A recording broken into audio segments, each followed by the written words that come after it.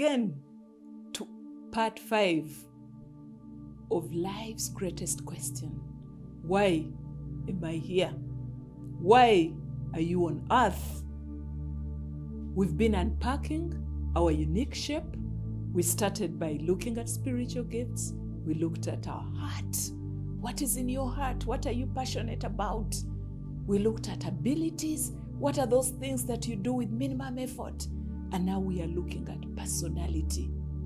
God has shaped us with a unique personality for purpose, for His purpose.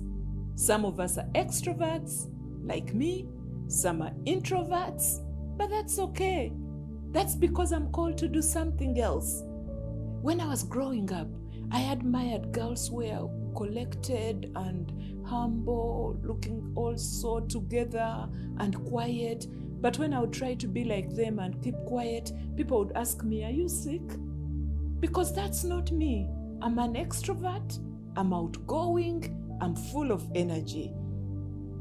Now, there are those who love routine, while others love variety. Some are thinkers, while others are feelers. Some are very independent. They prefer to have individual assignments, while others work better in teams. Different, unique. Now, I want to tell you about the 4 fundamental personality types. The proto-psychological theory suggests that there are 4 fundamental personality types. And I want you to be very attentive and try to understand yourself. The first one is the sanguine.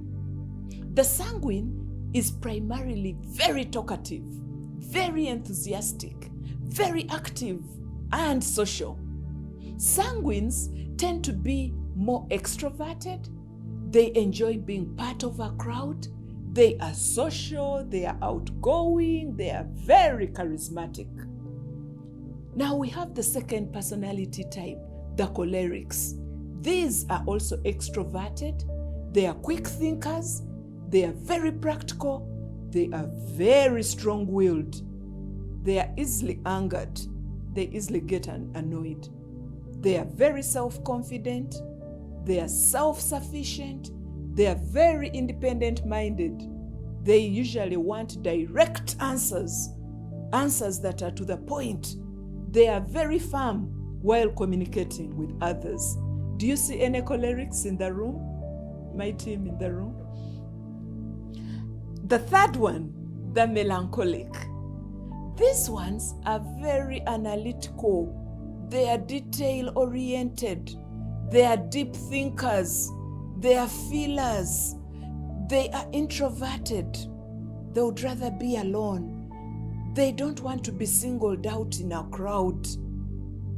They tend to be self-reliant individuals. They are very reserved, very thoughtful. I can see some melancholies even here as I speak. And the fourth personality type are the phlegmatics. These are very easygoing people. Come and we go. Yes, let's go. Very calm. Sometimes their feelings are exaggerated, but they don't fight with bitterness and unforgiveness like other temperaments. They are easygoing. They are calm. They operate in a group very easily. Actually, they like to be included. Even if you're going for a burial and you leave them out, they'll be hurt because they want to belong to a group. Those are our dear phlegmatics. Now, God equipped you with a personality for a reason, because of what He has called you to do. So as you answer the question, why am I here? Just look deep within you and see the type of personality that God has given you. I had the great privilege of doing the DAI course, Making Human Strength Productive. DAI is Development Associates International. And we did a leadership test, leadership styles. And in that test, they talk about 4 dominant leadership styles, which are really the 4 personality types. And the first one, that the leadership, and I invite you to do this test. Friends, all these things are online. Please leverage the internet to equip yourself. Don't just watch videos of the pink pig that produced a red cow and those useless videos. No, look for information. Invest in yourself. Now, in this test, there are 4 types of leadership styles, 4 types of personality types. The first one is the designer developer. And these are people who are very decisive, very creative. They're always lecturing others how they should do things. They are very logical. They are initiators. They see the big picture quickly. They are very efficient. They are results oriented. But the downside is that they are quite impatient. They are very domineering. They are not very good at details, and many times they come off as very insensitive. But they are great leaders. They are pioneers. They are very decisive people, the designer developers. And when we link this to the personality types we started with, these are the cholerics, the tough cholerics, who pioneer things, who dig the ground and invent many things. The second type are the motivators, influencers. And these ones stimulate others. They are the life of the party. They are encouragers. They are dramatic. They are people-oriented. They are storytellers. They are great salespeople. They are the ones who are always having the newest story about anything. They exaggerate a lot. They tell many half-truths, but they are very nice to be around. Those are the sanguines, the motivator influencers. I want you to discover where you fall, because it is for a purpose. And the third type are the team players. These are the patient ones, very accommodative, very cautious. They are peacemakers. They can't stand conflict.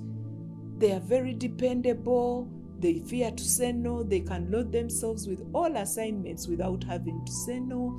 They listen very well because they are not fighting to speak like the designer developer and the motivator. They like groups. They trust very easily. And when we look at the personality types, these are the phlegmatics.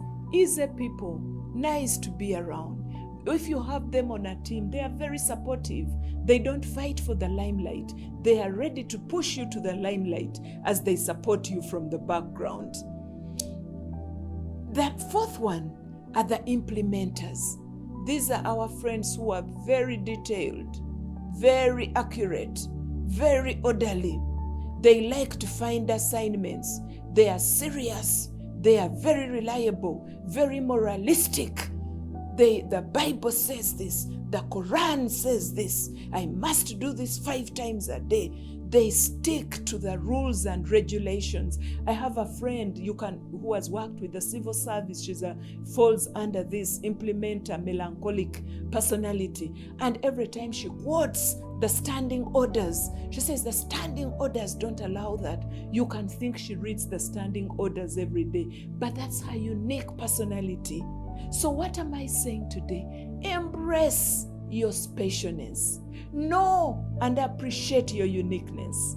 Do not try to be a photocopy because you are an original. You are a masterpiece. If you don't hear anything from me today, please know you're a masterpiece. Don't try and be somebody else. You can only be who you are if you're to answer life's big question. Why are you here? Your personality will affect the how and where you use your spiritual gifts and your talents. And in conclusion, friends, I want to say that God uses all personalities. There is no right or wrong personalities. You just need to be aware of the strength that your personality presents and the weaknesses, and begin to work on those weaknesses so that you are able to fulfill your purpose on the earth. I want to finish with a few biblical examples. You remember Apostle Peter, a great sanguine. Everything Jesus said, he's the one who had the answer. He jumped and said anything that he wanted to say. When Jesus was being arrested, he ran and cut off the ear of one of the soldiers who had come, always jumping into action. But today, we are here because Peter led the disciples to do a great work of spreading the gospel. So God will use you, my brother, the sanguine. I want to look at Apostle Paul. He's my example of a tough choleric.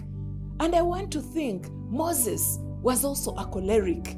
He was a designer developer, because he wouldn't have had all that energy and be able to pioneer that great work if God had not equipped him with that personality. If he was a phlegmatic or a team player, I don't think he would have accomplished that. Then we see our brother Paul, he even has the courage to talk to and say, "You foolish Galatians, who bewitched you?" He is preaching, but he's able to say that because he's choleric.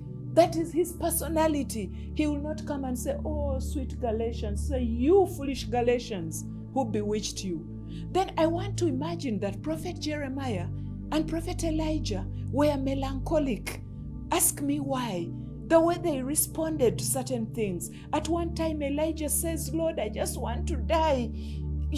I just want to die. I'm the only one left in this whole world who does what is right." And God says, there are 7,000 who have never bowed to Baal.